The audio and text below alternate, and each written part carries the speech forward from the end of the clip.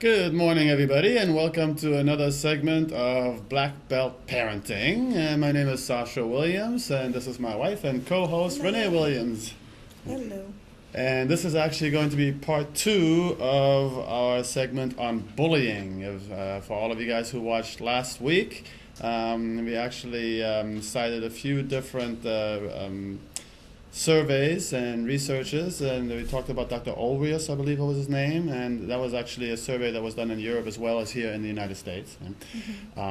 Now, we'll see whether or not we can do a recap of some of the things from last week in case you guys missed that. But don't forget, you can always go on blackbeltparent.com right over here, and we should have the archive up of the last week's show within a couple of days or so at the most.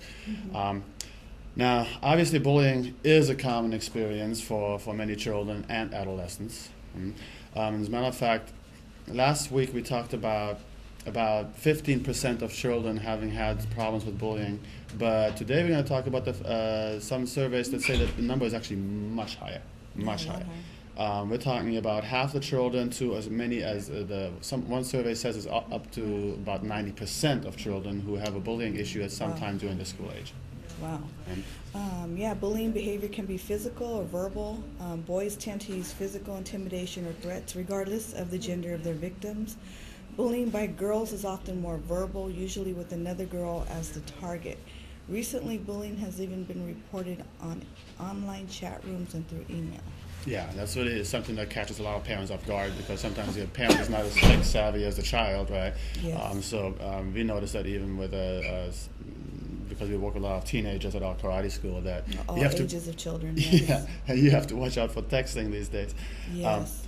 Now, children who are bullied actually, the suffering that they experience can translate into a lot of interference in their social behavior in school, in their life, obviously, right? Yes, it can. It goes as far as some children contemplating committing suicide.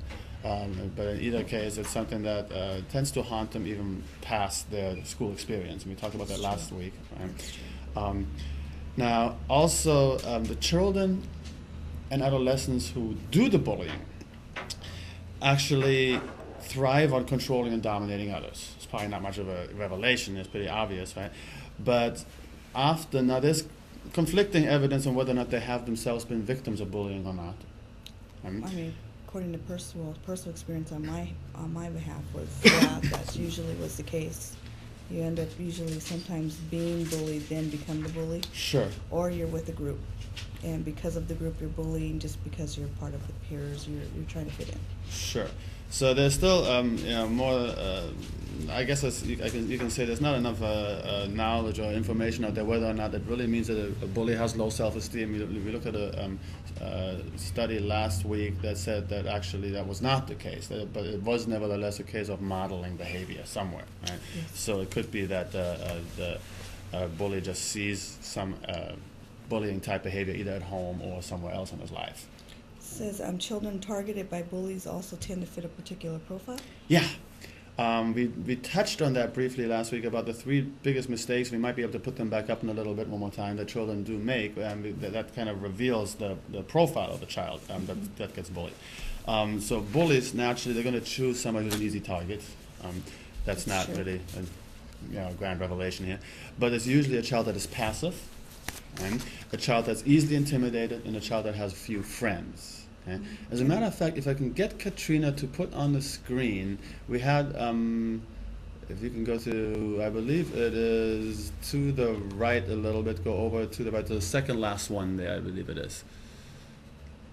No, go to the last one. There it is. Put that one up. And that is true too. Personal experience was I was the younger one. Uh-huh. I was more passive, I was easily intimidated, and I did only have a few friends. That was Right. very correct when I did get, bullied. And when turned into the bully, that's really who we looked for also. That's It's really who you it's sought really out. who we singled out. Even though it wasn't, we didn't dignify it with that. That's, we had our other reasons, but that, if you really fit that description right there. Right.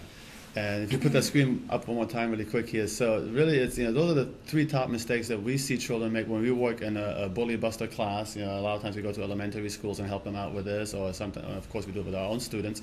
But that's the mistakes that children make. Looking down instead of looking the bully in the eyes is number one, the biggest mistake, And right? that's very hard for a child to Very hard to do unless you practice that and unless you have, Yeah. have some confidence to go along with that, right? So that brings us to the second point, which is basically not, speaking very softly, speaking very quietly. The bully will try to elicit some kind of a statement out of you, and you respond. You don't know how to respond, so you're looking down, talking very quietly, right? And that's really feeding into the problem more and more and more, right? And then, of course, a complete loss for words is the next thing. That's why a lot of times a child is a victim, because they simply do not know how to respond. Yeah, they don't answer back. Right. They just kind of try to wish the problem away or ignore it, but there's sometimes you can't ignore things. Exactly. Now, we want to talk more about what you can do if you suspect your child is being bullied. Again, we should bring up one more screen that we had here last week. If we can go back to that, right there, Katrina, there, that's the one. Or if your child is bullying others. Or if your child is bullying others, right? So if you take a look at this screen, now, with my glasses, I can't read the screen anymore, and I don't know if I have my notes from last week here, but there's actually a whole... There's signs to look for? Yes, these are the signs to look for.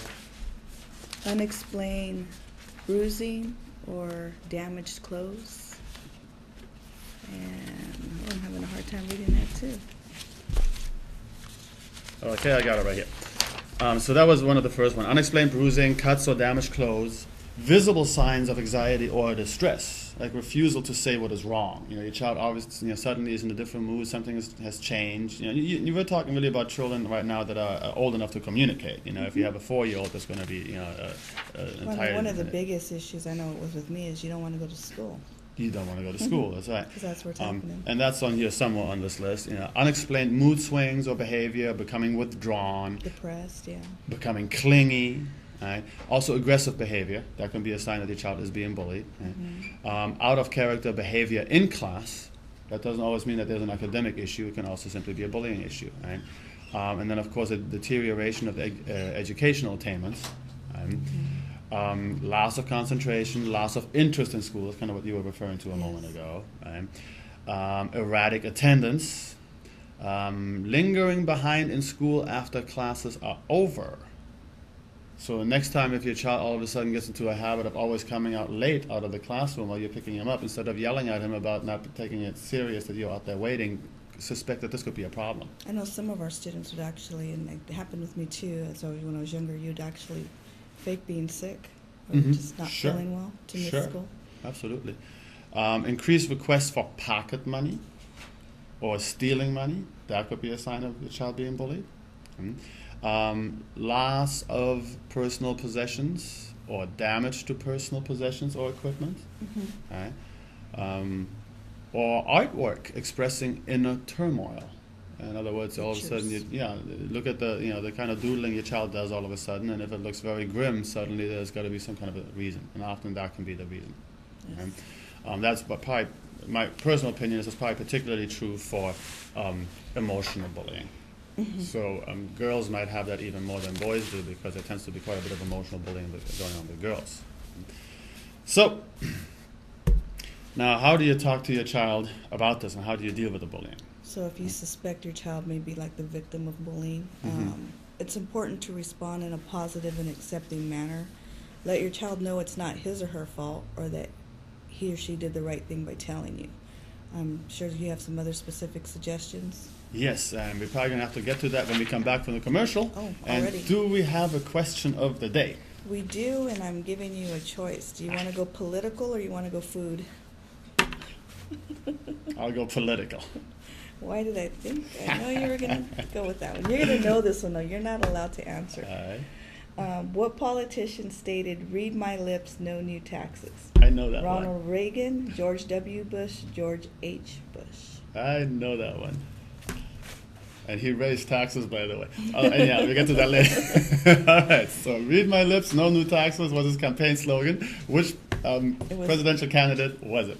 Yes, George H. Bush, George W. Bush, or Ronald Reagan. Okay, for anybody who's not politically inclined, George H. Bush is the old guy, and George W. Bush is the not-so-old guy. Good, because I wasn't sure either. All right. Okay, when we come back.